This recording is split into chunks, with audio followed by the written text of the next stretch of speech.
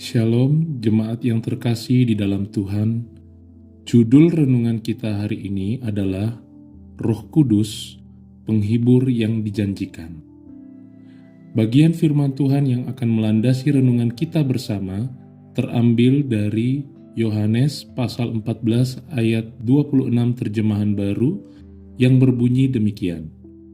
Tetapi penghibur, yaitu Roh Kudus, yang akan diutus oleh Bapa dalam namaku, dialah yang akan mengajarkan segala sesuatu kepadamu dan akan mengingatkan kamu akan semua yang telah kukatakan kepadamu. Bapak, Ibu, Saudara-saudari yang terkasih di dalam Tuhan, minggu ini gereja kita memasuki Pekan Pentakosta, satu minggu yang digunakan untuk mengenal pribadi ketiga dari Allah, yaitu Roh Kudus. Pembahasan ini bukanlah sesuatu yang baru, bahkan mungkin Bapak, Ibu, Saudara-saudari telah banyak membaca tentang Allah Roh Kudus.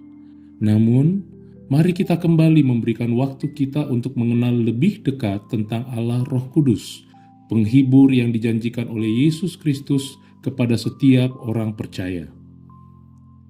Seperti yang kita ketahui bersama, Roh Kudus diutus ke dalam dunia ini pada hari ke-10 setelah peristiwa kenaikan Yesus Kristus ke sorga. Berarti itu adalah hari ke-50 setelah kebangkitan Yesus Kristus. Dalam bagian firman Tuhan hari ini, kita mengenal bahwa Roh Kudus diutus sebagai penghibur. Namun kata yang paling mendekati bahasa aslinya, parakletos, adalah penolong atau pribadi yang berjalan di samping kita. Mengapa pribadi tersebut diutus kepada kita orang percaya? Apakah kita tidak mampu menjalani kehidupan kita tanpa kehadirannya? Bapak, Ibu, Saudara-saudari yang terkasih di dalam Tuhan, untuk menyelami peran Roh Kudus dalam renungan kita hari ini, saya mengajak kita semua untuk melihat kembali bagaimana kehidupan kita sebelum kita mengenal Tuhan. Mungkin kita akan mendapati bahwa hidup kita baik-baik saja, hidup kita sempurna, kita taat menyembah kepada ilah-ilah yang ada di rumah kita. Dalam perayaan-perayaan tertentu, kita memberikan yang terbaik kepada ilah-ilah ataupun roh-roh yang kita sembah. Kita rajin memberi sedekah dan menjalani kehidupan keagamaan kita dengan hampir sempurna. Namun ada satu pertanyaan dalam hati kita. Apakah yang saya lakukan sudah cukup untuk menjamin kehidupan saya di akhirat nanti? Sampai kapankah kita akan melakukan semua ritual-ritual ini? Apakah yang saya sembah akan menyelamatkan saya nantinya?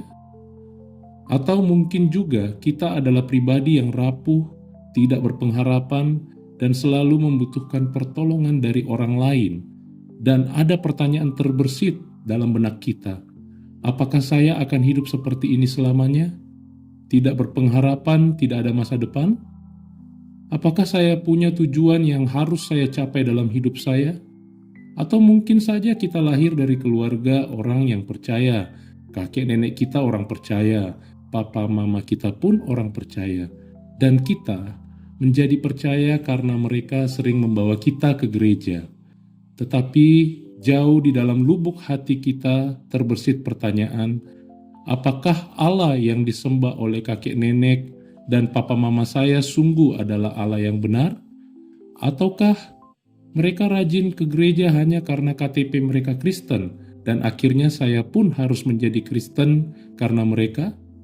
Apakah Allah sungguh menyatakan dirinya kepada mereka? Kalau iya, apakah Allah yang sama juga akan menyatakan dirinya kepada saya, generasi kesekian dari kekristenan di keluarga saya? Apapun latar belakang kepercayaan kita, sebenarnya tidak beda jauh dengan apa yang dialami oleh murid-murid pasca kenaikan Yesus ke sorga. Mereka ditinggalkan dalam keadaan yang membingungkan. Ini adalah situasi yang tidak akan pernah dibayangkan oleh para murid, termasuk kita pun saat ini. Tetapi Yesus yang adalah Alfa dan Omega mengetahui semuanya.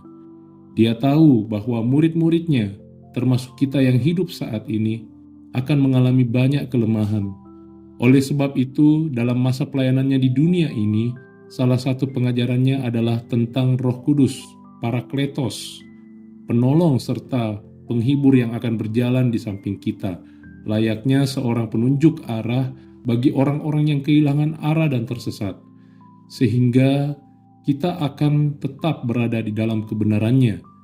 Semua hal-hal yang kita gumulkan akan dijawab melalui kebenaran firman-Nya, sehingga mata kita akan terus tertuju kepada Tuhan kita, Yesus Kristus, dan hidup kita akan terus berada di jalan kebenarannya. Pertanyaan untuk kita renungkan bersama, apakah kita sungguh-sungguh yakin akan kehadiran Roh Kudus dalam hidup kita? Pernahkah kita merasakan pertolongannya? Dalam hal apa saja? Mari kita berdoa. Allah Bapa yang Maha Kuasa, terima kasih untuk Roh Kudus yang senantiasa menjaga dan menuntun kami. Satu hal yang menjadi permohonan kami, agar Engkau terus mengasah hati kami, agar kami semakin hari semakin peka dengan tuntunan Roh-Mu yang kudus, agar kami tetap berjalan di dalam jalan kebenaran-Mu. Amin. Demikianlah renungan kita bersama pada hari ini. Kiranya kita boleh terus bertumbuh setiap hari di dalam Tuhan.